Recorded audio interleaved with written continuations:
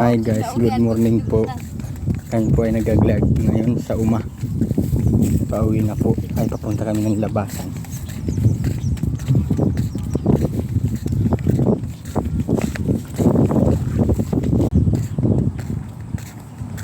Hi guys, good morning po. Kami punta ng labasan. Ang aking kapatid na bunso. Ngayon na po. Tingnan po, mahirap lang kami. Puro yan Uma.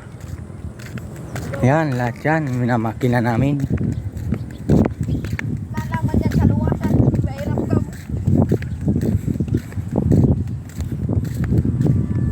Tingnan nyo po. Good morning po sa inyo. Bago update po tayo ngayon.